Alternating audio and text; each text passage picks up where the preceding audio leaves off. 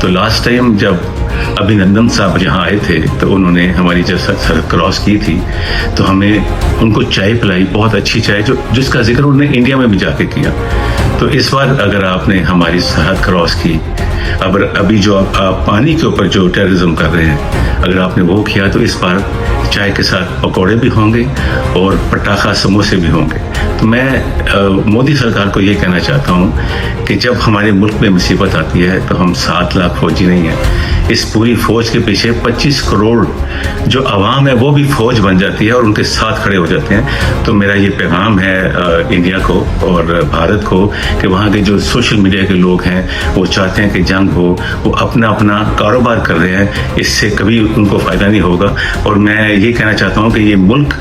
لا الہ الا اللہ کے نام پہ بنا ہے اور ہم سب ہمارے قرآن میں ہے کہ ہم اگر اپنے ملک کے لیے جان دیں گے